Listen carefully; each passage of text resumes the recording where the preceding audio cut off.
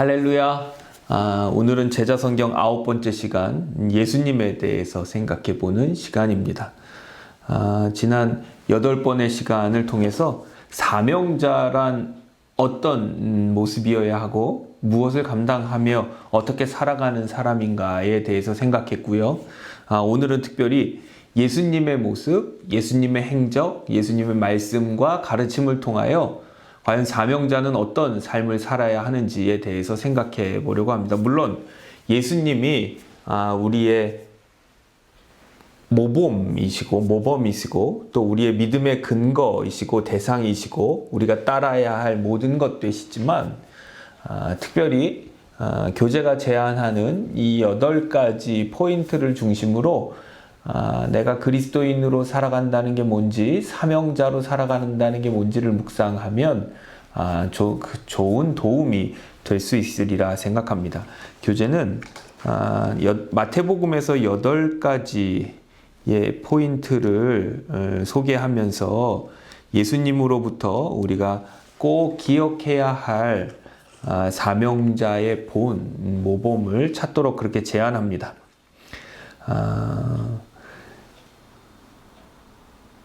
예수님은 하나님이 사람의 몸을 입고 우리 가운데 오신 분입니다. 이걸 가리켜서 조금 어려운 말로 성육신, 영어로 incarnation이라고 합니다. 그런데 옛부터 사람을 신격화하는 그런 일들이 있었습니다. 로마의 황제들이 그랬고요. 북한의 김일성 부자 세습, 이제 3대 세습이 이어지면서 거기도 어떤 이제 신격화하는 그런 일들이 있습니다. 사람을 신격화하는 일들이 있어 왔는데 그것은 사람들로 하여금 넘보지 못하도록 위화감을 조성하고 윽박지르고 그래서 기득권을 곤고히 하기 위한 그런 수단이었습니다. 그런데 사람을 신격화하는 것과는 다르게 하나님이 사람이 되셨다. 그것도 예수 그리스도의 삶은 보통 평범한 사람들보다도 더 절박하고 더 비참하고 아프고 고단한 그런 것이었는데 왜 그렇게 된 것인가? 하나님이 사람이 되신 건 사람으로 하여금 하나님께 이르게 하기 위함이었습니다. 그러니까 사람을 가리켜 신격화하는 것과는 다르게 하나님이 사람이 되심은 하나님을 위한 일이 아닌 사람을 위한 일이었던 거죠. 사람을 신격화하는 일은 사람을 위한 일이었지만 하나님이 사람이 되어 오신 것은 우리 사람을 위한 일이었고 우리의 구원과 생명을 위한 일이었습니다. 거기에 아주 사람의 신격화와 그리스도의 성육신에 아주 극단적인 차이점이 있는 거죠. 교재가 제안하는 첫 번째는 예수님의 자기 버림, 케노시스라고 하는 자기 비움을 말합니다. 자기를 비운다는 건, 우리 그리스도인들에게는 자기를 비운다는 건 곧 하나님으로 채운다는 것을 뜻합니다. 이를테면 우리가 깨진 유리병 같은 존재인데 깨진 유리병에 물을 가득 채우려면 어떻게 해야 될까요? 나는 깨진 유리병 같아요. 그래서 물을 아무리 그 위에 수도꼭지를 틀고 물을 가득 채워도 채울 수가 없습니다.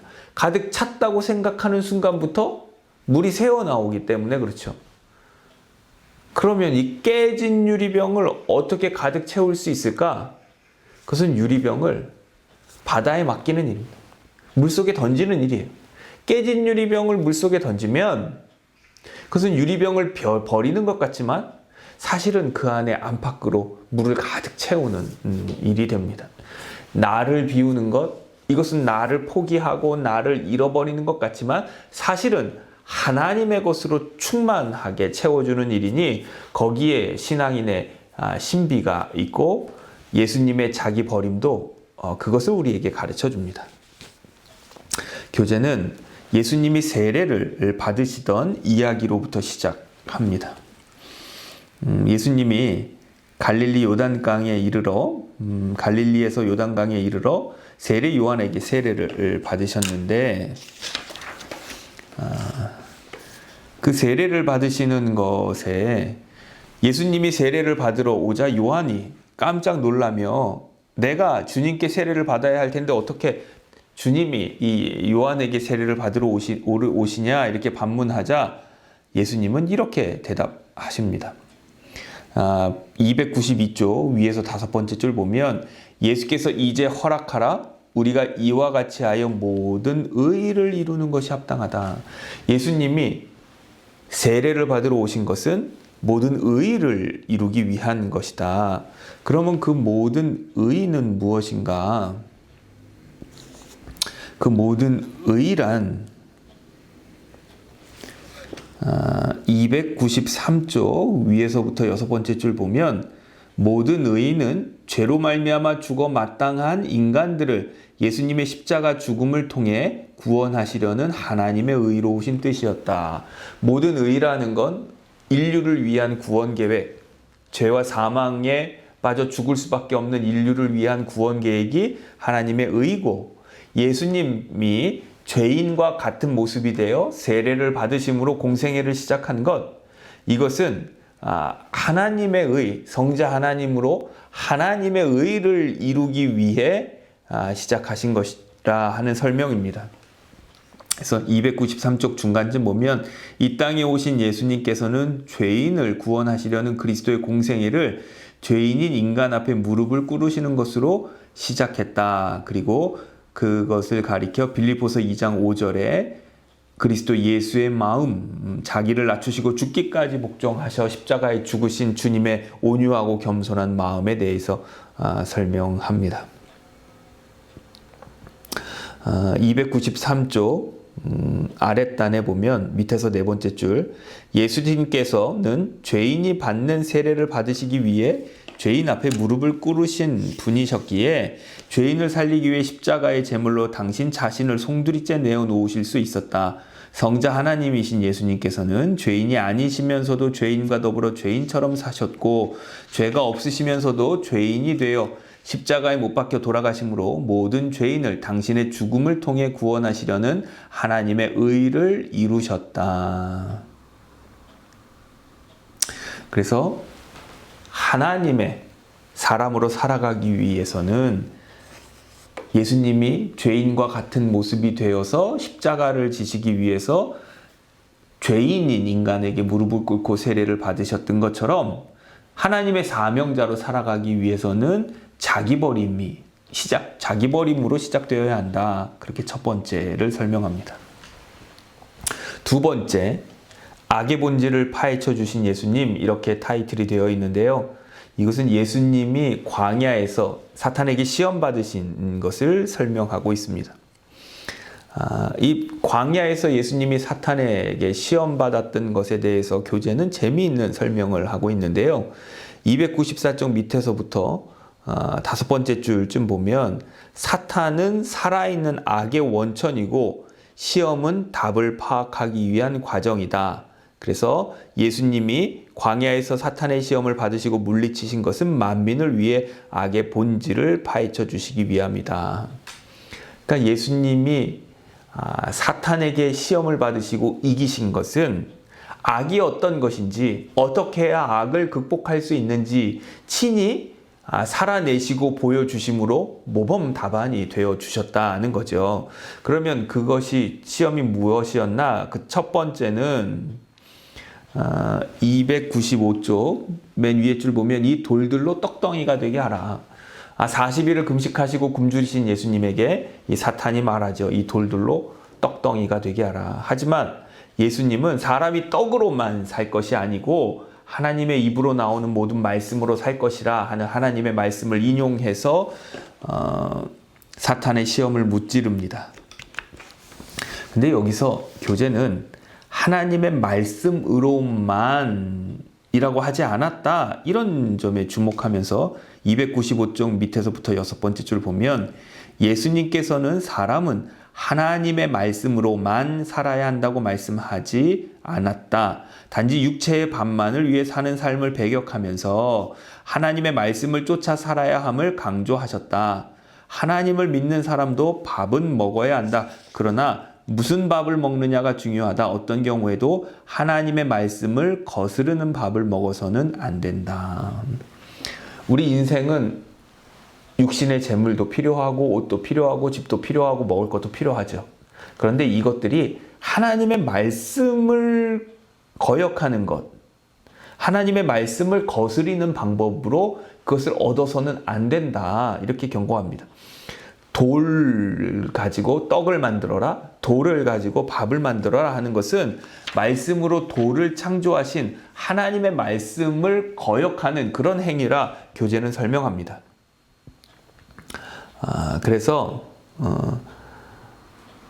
하나님의 말씀을 따라 우리도 밥은 먹어야 하고 세상의 모든 물질적인 것들도 있어야 하고 사용해야 하지만 이 모든 것들이 하나님의 말씀을 따라 해야지 하나님의 말씀을 거스르는 것, 이를테면 돌은 돌인데 돌의 성질을 이용해서는 집을 짓거나 건축물을 만들거나 뭐 이런 것에 사용해야 할 터인데 그것으로 떡을 바꾸는 그런 것은 하나님의 말씀을 거스르는 행위이고 불신행위다. 하나님을 믿지 못하는 행위이다. 그래서 하지 말아야 할 것이라 이렇게 설명합니다. 296쪽 중간쯤 보면 사탄은 예수님께 굶주린 배를 채우기 위해 하나님의 말씀을 거스른 빵을 먹으라 했고 예수님께서는 이런지야 거절하셨다. 하나님의 말씀을 거스르는 것이 바로 악이기 때문이다. 그리스도인은 어떤 경우에도 하나님의 말씀을 거역한 부정직한 밥을 먹여서도 안 된다. 그러면서 아주 무서운 경고 하나를 하고 계시는데 사명자가 소위 구제와 나눔의 미명하에 하나님의 말씀보다 육체의 밥을 더 중시하면 반드시 돌멩이로 밥을 만들려는 함정에 빠지고 만다. 그것은 살인 강도보다 더 무서운 악이다. 살인 강도보다 더 무서운 악. 당사자가 악을 저지르면서 스스로 선행하고 있다는 착각에 빠져 악을 악으로 자각하지도 못하기 때문이다. 그러니까 교회나 혹은 선한 일을 하려고 할 때에 하나님의 말씀보다 육체의 밥을 더 중요하게 여기면, 그러니까 하나님의 뜻을 행함으로 하나님의 뜻을 이루는 것보다 자기에게 돌아올 이익을 먼저 헤아리는 거, 이게 함정이라는 거예요. 돌을 밥으로 만들라는 함정과 같다는 거죠. 하나님의 일을 행한다고 전면의 명분은 그럴듯하게 세우고 사실은 뒤에서 자기 이익을 챙기는 거, 이게 살인 강도보다 더 무서운 악이다. 교재는 그렇게 경고합니다. 왜냐하면 아주 나쁜 짓을 하고 있으면서도 자기는 선한 일을 하고 있는 선한 사람이라 착각마저 하기 때문이라는 거죠. 그러니 우리 사명자는 나를 앞세우고 나를 위한 일보다는 오로지 하나님의 뜻, 하나님의 마음을 헤아리는 것에 중심을 두어야 할 것입니다. 그렇게 예수님이 첫 번째 시험을 이겨내시자 사탄은 즉각 전략을 바꾸어서 성전 꼭대기에서 뛰어내려 보라 부추기면서 하나님의 말씀 시편 91편 11절로 12절을 인용하며 이렇게 말하죠. 기록되었으되 그가 너를 위하여 그의 사자들을 명하시리니 그들이 손으로 너를 받들어 발이 돌에 부딪히지 않게 하리로다. 그러니까 사탄이 높은 곳에서 뛰어내리라 이렇게 예수님을 부추기면서 성경 말씀을 인용한다는 거예요. 하나님의 말씀을 인용해서 예수님을 유혹했는데 그것은 말씀이 가진 하나님의 본래 뜻이 아니었다. 교재는 그렇게 설명합니다. 언뜻 보기에는 사탄이 말이 맞는 것 같지만 그 본문의 의미는 전혀 다른데 시편 91편 1절로 3절을 보면 하나님을 피난처와 요새로 의뢰하는 사람의 인생을 하나님께서 책임져 주시는 찬양시다.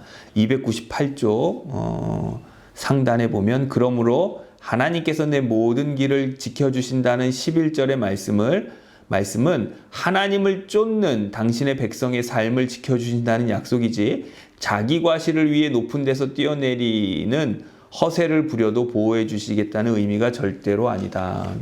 그러니까 하나님의 말씀을 인용하고 이용하는데 자기를 드러내는 목적으로 사용해서는 안 된다는 거죠. 그러니까 하나님을 자기 목적으로 자기를 드러내고 자랑하는 일에 사용해라 하는 유혹을 예수님은 거절하셨다 하는 설명입니다. 298쪽 밑에서부터 8번째 줄 보면 하나님의 말씀은 자신의 목적을 위해 의도적으로 왜곡하는 것은 곧 그 말씀의 주어이신 하나님을 시험하는 것이요 그것은 참남한 악이다. 그 밑으로 사명자가 자신의 목적을 이루기 위해 하나님의 말씀을 수단으로 삼으면 그 순간부터 그는 하나님을 시험하는 악에서 벗어날 수 없다. 이렇게 경고합니다. 그러니까 말씀을 따라 순종해야지 내 목적을 이루기 위해서 하나님 말씀을 이용해서는 안 된다.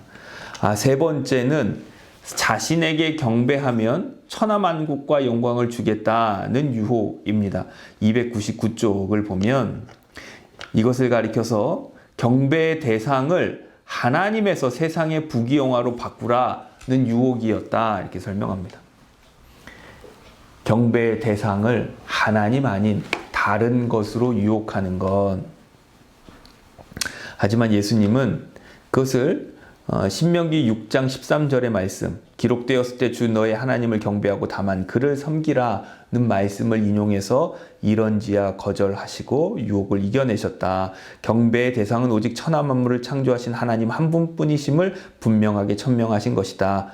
하나님만을 경배하지 않는다면 그 자체가 악이다. 하나님이 우리 인생의 목적되어야 한다는 거죠.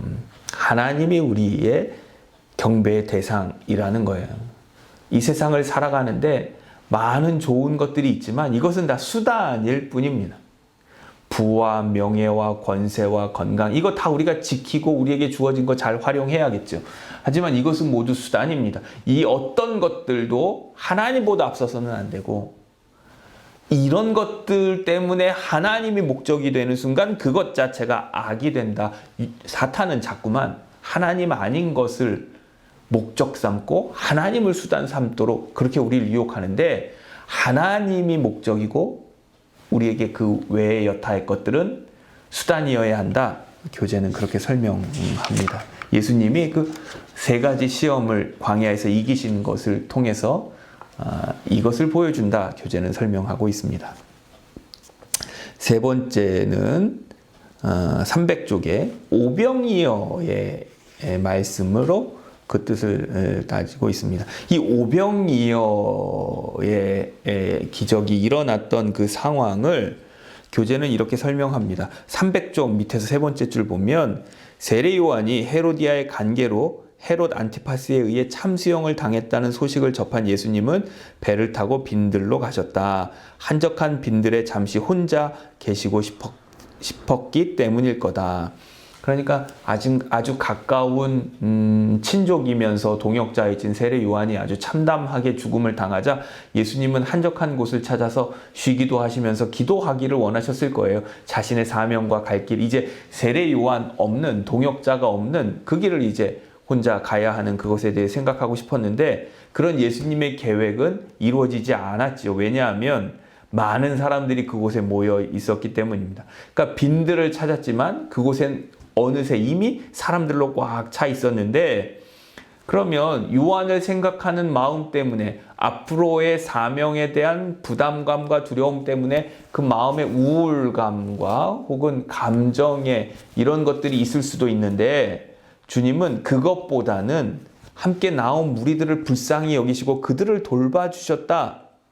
그것이 예수님의 책임감이었다. 교재는 그렇게 설명합니다. 301조 위에서부터 6번째 줄 보면 예수님께서는 당신께 나온 무리를 불쌍히 여기시고 무리 중에 병자들을 고쳐주셨다. 예수님께서 그 무리에 대하여 책임감을 느끼신 것이다. 만일 예수님께서 책임감을 느끼지 못하셨다면 그 무리를 불쌍히 여기기보다는 귀찮게 여기고 피해버렸을 것이다. 그러니까 나의 감정과 나의 상황, 내 감정이 있죠. 내 상황이 있어요.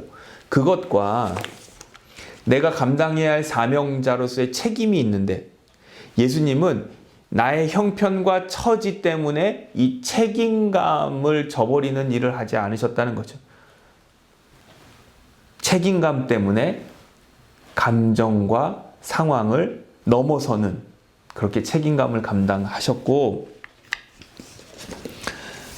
사명자들은 그것을 배워야 한다. 교재는 그렇게 설명합니다. 이 301쪽 밑에서부터 8번째 줄 보면 사명은 책임감으로 시작한다. 사명자는 사람에 대해 책임감을 느끼는 사람이다. 그리고 이제 오병이어를 설명합니다. 오병이어는 말 그대로 보리떡 5조각과 물고기 2토막을 가지고 5,000명이 넘는 사람들을 먹인 사건을 말하는데, 5,000명이 넘는, 장정만 5,000명이나 되는 이런 사람들의 수에 비해서 보리떡 5개와 물고기 2토막은 너무나 작은 것이라는 거죠. 그런데 예수님은 그 적은 양으로도 얼마든지 무리를 먹일 수 있다는 구별된 생각, 하나님의 뜻, 그것을 가지고 있었다는 거죠.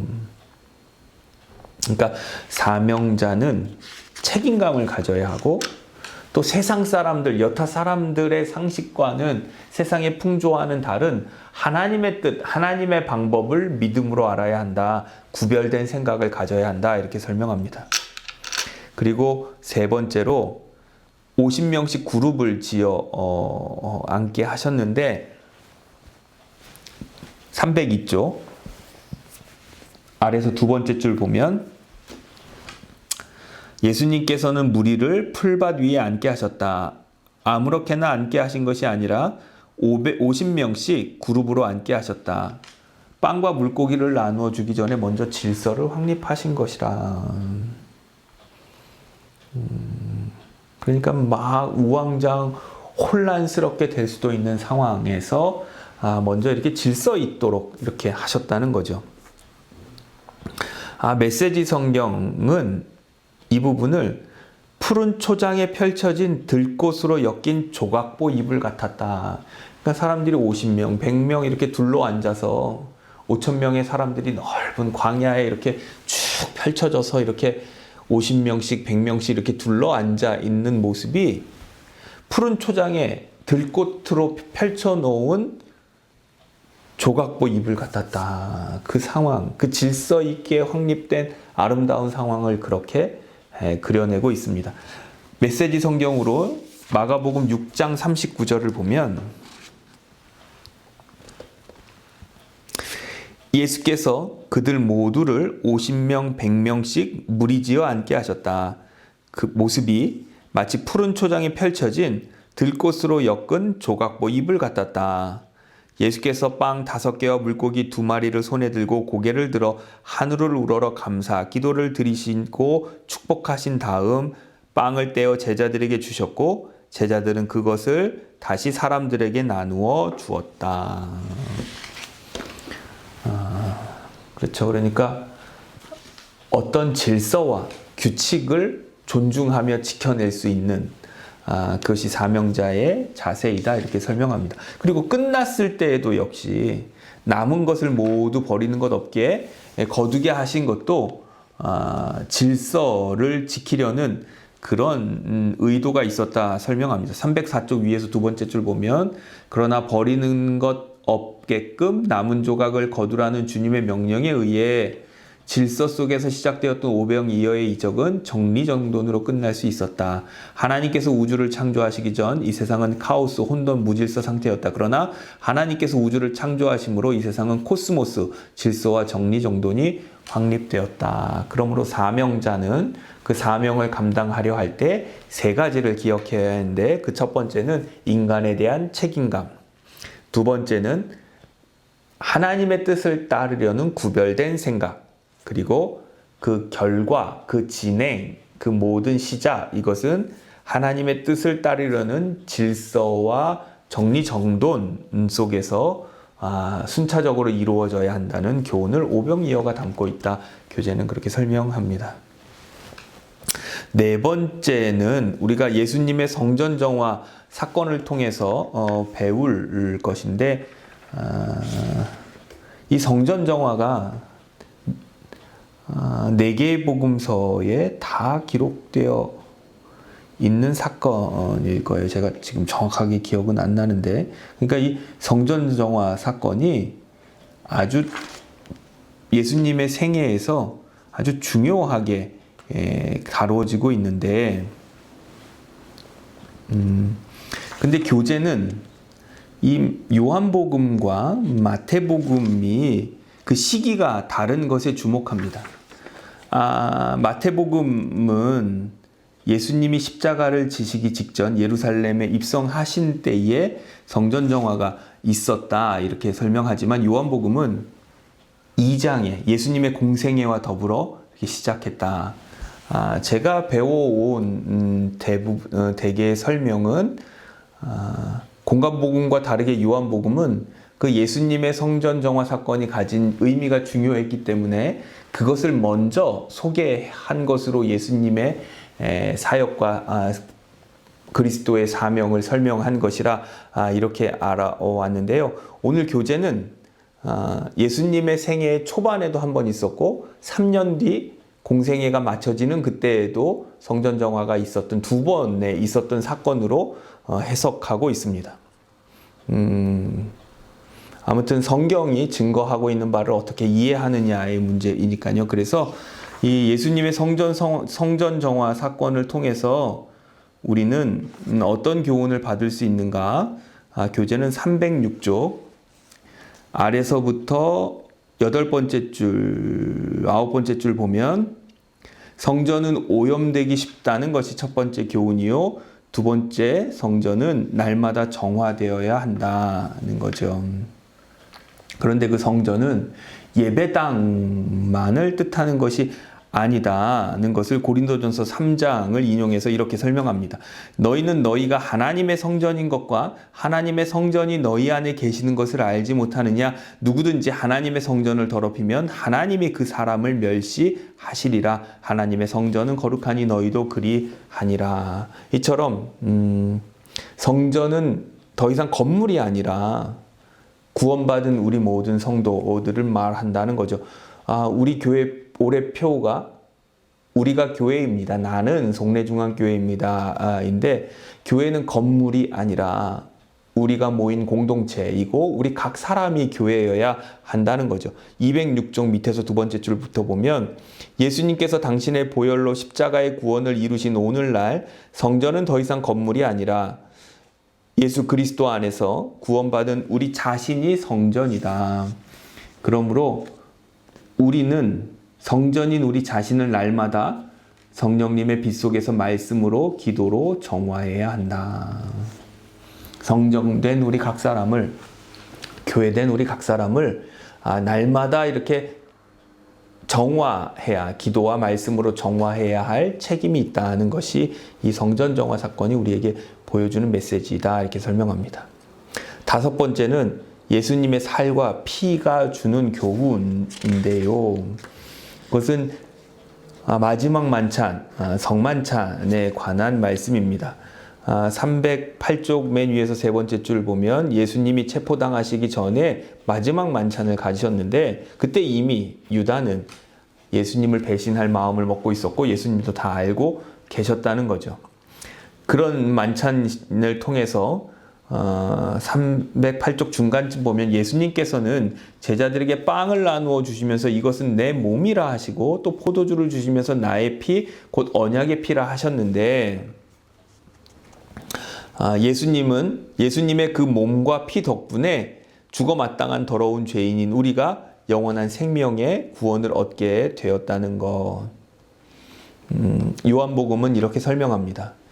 교재 308쪽 밑에서부터 5번째 줄, 그것을 제가 읽어보면, 예수께서 이르시되 내가 진실로 진실로 너희에게 이르노니 인자의 살을 먹지 아니하고 인자의 피를 마시지 아니하면 너희 속에 생명이 없느니라. 내 살을 먹고 내 피를 마시는 자는 영생을 가졌고 마지막 날에 내가 그를 다시 살리리라. 내 살은 참된 양식이요 내 피는 참된 음료로다. 내 살을 먹고 내 피를 마시는 자는 내 안에 거하고 나도 그 안에 거하리니 살아계신 아버지께서 나를 보내심에 내가 아버지로 말미암아 사는 것 같이 나를 먹는 그 사람도 나로 말미암아 살리라.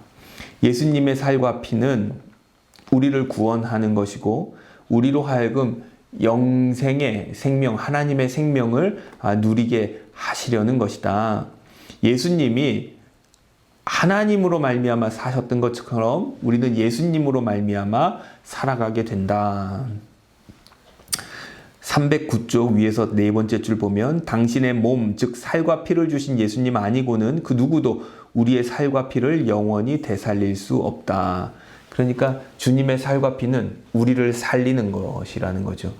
예수님의 살과 피는 우리를 살리기 위해 내어주신 것이라는 거예요.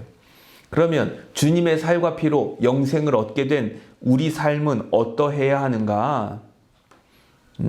그것은 하나님을 위한 삶, 다른 사람을 위한 삶으로 살아내야 한다는 거예요. 309쪽 밑에서 네 번째 줄 보면 그대가 하나님 앞에서 어떤 사람인지는 그대의 살과 피를 무엇을 위해 사용하고 있는가에 의해 판가름이 난다. 병든 살과 피라도 괜찮다. 노년의 살과 피라도 무방하다. 그대가 사명자로 살아가는 것은 그대의 살과 피를 의미와 가치를 극대화하는 것이다. 유다는 자신의 살과 피를 고작 은 30냥이라는 것과 맞바꾸는 아주 보잘것없이 있었지만 우리의 살과 피를 하나님을 위해서 또 다른 사람의 생명을 위해서 사용할 수 있다면 그것은 하나님 앞에서 우리의 가진 생명, 살과 피를 아주 가치 높은 것으로 사용하는 것이라 이렇게 설명합니다. 310쪽 무응답의 응답을 받으신 예수님. 여기서는 겟세마네 동산에서 주님이 십자가를 지시기 전에 기도하신 이야기를 소개하고 있습니다. 310쪽 밑에서 두 번째 줄 보면 제자들과 마지막 만찬을 마치고 마지막으로 기도하기 위해 겟세마네 동산을 찾으신 예수님께서는 임박한 당신의 죽음을 앞두고 고민하고 슬퍼하셨습니다. 제자들에게 기도를 부탁하기도 하셨는데 그때의 성경의 기록은 311쪽 중간쯤 보면 예수님께서 기도하시며 핏방울 같은 땀을 흘리시고 그 땀이 땅에 떨어졌다는 것은 할 수만 있으면 십자가의 죽음을 피하게 해달라는 요지의 기도를 오랜 시간 동안 절규하셨다는 것을 의미합니다. 하지만 311쪽 밑에서부터 여섯 번째 줄 보면 하늘 아버지께서는 그 절규하는 예수님의 기도에 어떤 응답도 하지 않으셨다. 예수님은 어떤 응답도 받지 못하셨지만 311쪽 밑에서 두 번째 십자가의 죽음을 향해 당신의 발걸음을 옮기셨다. 그런데 이 예수님의 기도에 대해서 하나님이 무응답하신 건 그때뿐이 아니었다는 거예요. 겟세마네 동산에서 간절하게 기도하실 때 가능하면 이 잔을 내게서 피하게 해달라 기도하셨을 때도 응답하지 않으셨던 하나님은 십자가에 달려 돌아가실 때에도 주님은 응답하지 않으셨다는 거예요. 312쪽 맨 위에서부터 보면 마침내 골고다에서 예수님의 사지가 십자가에 못 박히셨다.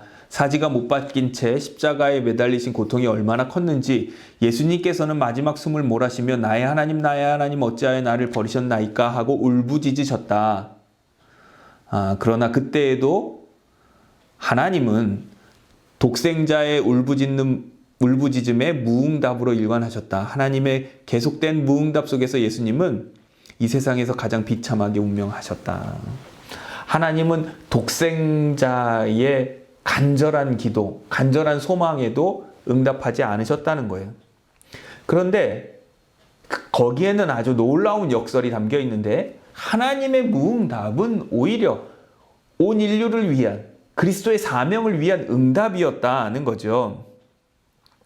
312쪽 밑에서부터 두 번째 줄 하나님의 무응답은 십자가의 구원과 부활을 위한 무응답이었다. 하나님의 무응답이 당신의 섭리를 위한 가장 구체적인 응답이었던 것이다.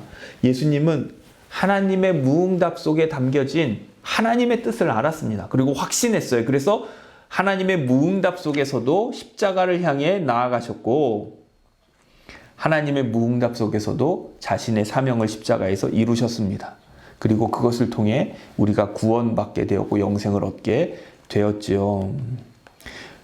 그래서 우리 사명자에게도 313쪽 위에서부터 9번째 줄, 그대가 사명자의 길을 간다고 해서 그대가 원하는 대로 하나님께서 응답하시는 것은 아니다. 그대가 아무리 간구해도 하나님께서 무응답하시고 침묵하실 때가 더 많을지 모른다. 그러나 하나님의 무응답이 가장 구체적인 응답임을 잊지 말아라. 우리 사명자는 꼭 내가 원하는 대답, 내가 원하는 방식의 응답이 아니더라도 하나님의 뜻을 알고 헤아리고 순종함으로 하나님의 뜻을 이룰 수 있어야 한다. 그렇게 교재는 우리에게 가르쳐주고 있습니다. 7번째는 수치를 분별하신 예수님. 주님이 이제 십자가를 지시면서 당하신 수치, 거기에 담긴 교훈을 설명하고 있습니다. 마태복음 27장 27절로 44절을 인용하면서 예수님이 십자가에 지시기까지 얼마나 어떤 수치를 당하셨는지의 기록을 소개하고 있습니다. 315쪽 위에서부터 10번째 줄 보면 예수님께서 골고다에서 당하신 십자가 순환의 현장은 한마디로 수치의 현장이었다. 성자 하나님이신 예수님께서 십자가에 못 박히는 육체의 고통보다 인간들 앞에서 공개적으로 당해야 하는 정신적 수치의 고통이 더 컸을 것이다. 이제 헐벗은 몸이 되고 온갖 모욕을 다 당해야 하고 그런 수치를 당하셨는데, 그런데 예수님은 그 수치를 개의치 않으셨다. 316쪽 맨 아랫줄에 보면 히브리서 12장 2절을 믿음의 주요 또 온전케 하시는 이인 예수를 바라보자. 그는 그 앞에 있는 기쁨을 위하여 십자가를 참으사 부끄러움을 개의치 아니하시더니 하나님 보좌 우편에 앉으셨느니라. 예수님께서는 십자가 순환의 수치를 개의치 않으셨다. 예수님께서 왜 십자가의 수치, 그렇게 유대인들에게는 아주 모멸감인 이방인에게 당하는, 헐벗는 그런 수치를 당하시면서도 그 수치를 개의치 않으실 수 있었을까? 그것은 예수님이 자신의 목적, 자기의 출세나 영광을 위해서 한 것이 아니라 오직 하나님과 우리를 위한 구원 사역을 이루고자 당하신 수치였기 때문에 그것은 수치가 아니었다. 그렇게 설명합니다. 317쪽 위에서부터 하나, 둘, 셋, 넷, 다섯, 여섯, 7번째 줄 보면 예수님께서는 당신의 출세나 영달을 위하다가 십자가의 순환을 당하신 것이 아니었다. 십자가의 순환이 그런 이기적인 이유에서 기인했다면 그 순환은 예수님께 분명 크나큰 수치였을 것이다. 예수님께서 십자가의 순환을 당하신 것은 인간의 죄값을 대신 치름으로 하나님으로부터 부여받은 인간 구원의 사명을 완수하시기 위함이었다. 그러니까 목적이 하나님을 위한 것, 나 자신을 위한 것이 아닌 하나님을 위한 것이었기 때문에, 그렇기 때문에 수치나 모욕을 당해도 그것이 부끄러움이 되지 않고 오히려 영광이 된다는 거죠. 317쪽 밑에서부터 6번째 줄, 이처럼 예수님께서 인간들이 수치라 말하는 수치를 수치로 여기지 않으심으로써 우리로 하여금 수치스럽게 여겨야 할 것과 수치로 여기지 말아야 할 것을 바르게 분별케 해주셨다. 진리를 쫓기 위해 진리를 거부하는 사람에게 당하는 수치는 수치가 아니다. 생명을 살리기 위해 생명을 짓밟는 사람에게 당하는 수치는 수치가 아니다. 하나님으로부터 부여받은 사명을 완수하기 위해 벌거숭이의 수치는 수치가 아니다. 왜냐하면 하나님께서 그것을 영광의 훈장으로 바꿔주실 것이라는 거죠. 그래서 교재 318쪽 중간쯤 보면 인간이 수치로 여기는 것과 하나님께서 수치로 간구하는 것은 근본적으로 다르다. 그 분별은 순환당하신 예수 그리스도의 십자가 앞에서만 가능하다. 영광도 그렇고 복된 것도 그렇지만 수치도 그 목적이 무엇인가에 따라서 우리에게 인생의 득이 되는 것인가 복이 되는 것인가 혹은 악이 해가 되는 것인가가 갈리는데, 하나님을 위하여 하나님의 뜻을 이루기 위하여 당하는 수치는 하나님이 갚아주시는 아름다운 것이 된다, 그렇게 설명합니다. 그래서 예수 그리스도의 십자가 앞에서 나의 삶의 목적과 방향과 형편을 살펴보면 그러면 그 진상을 우리가 확인할 수 있다, 이렇게 설명합니다. 그리고 여덟 번째, 영원히 다시 사신 예수님. 예수님의 부활 기사를 마태복음 28장 1절로 10절을 인용하면서 예수님의 부활 사건의 보고가 어떤 교훈을 주고 있는가.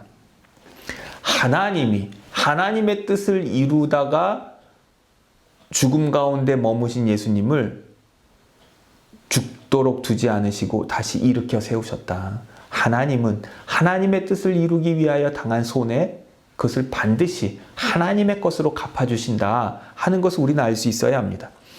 320쪽 위에서부터 7번째 줄 보면 예수님을 죽음 한가운데서 시신 상태에서 다시 일어나게 하신 분은 하나님이셨다.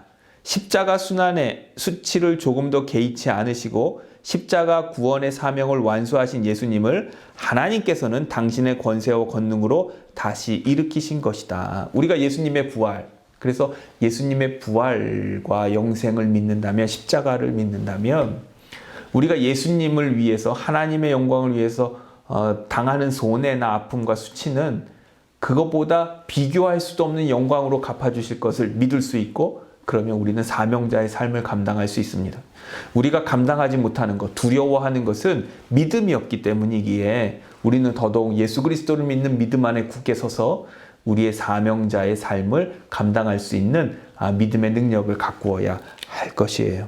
그리고 나서 예수님은 갈릴리에서 다시 만나자, 그렇게 하셨는데, 이 갈릴리는 우리가 살아내야 할 삶의 현장을 상징하는 말입니다. 320쪽 밑에서부터 네 번째, 그들의 갈릴리, 어디서든 그들이 두 발 딛고 살아갈 삶의 현장을 복음과 사명자의 행전고리로 만들어주시기 위함이었다. 제자들은 예수님께서 십자가 순환을 당하시는 현장에서 두려움에 사로잡혀 뿔뿔이 흩어졌던 허약한 인간들이었다. 그러나 부활하신 예수님께서 늘 현재형으로 그들과 함께 하셨기에 그들은 예수 그리스도 안에서 언제나 자기 삶의 현장에서 사명자 행전을 엮는 강인한 사도들로 거듭날 수 있었다.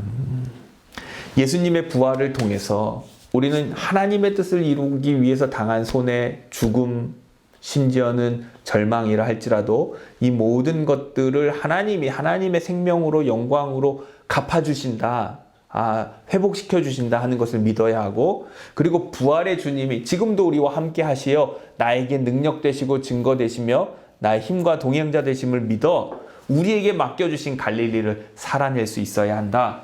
하나님이 지금 예수님이, 부활의 주님이 여전히 우리와 현재형으로 함께하고 계신다는 사실을 믿어야 한다. 그리고 감당할 수 있는 믿음의 용기를 가져야 한다. 교재는 그렇게 제안합니다.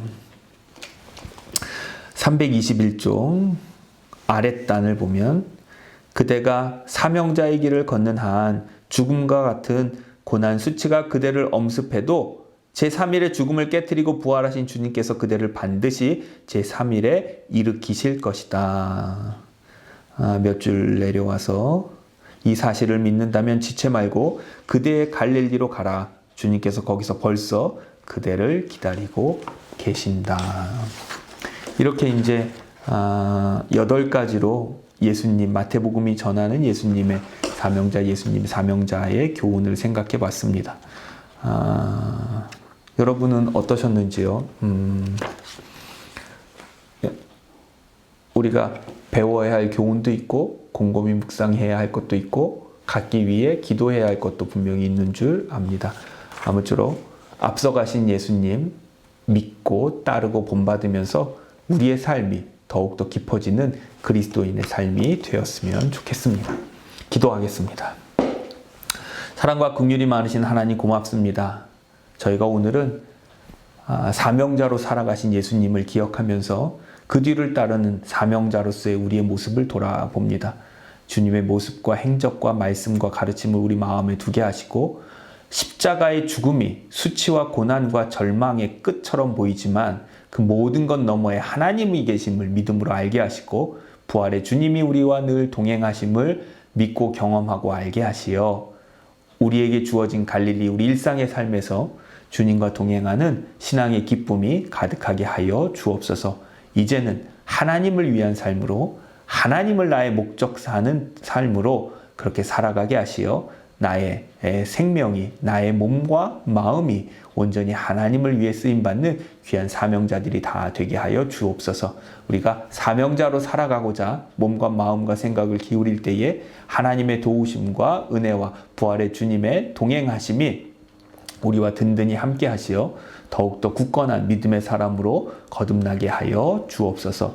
오늘도 우리와 함께 하심을 감사하며 우리 구주 예수 그리스도의 이름으로 기도드립니다. 아멘.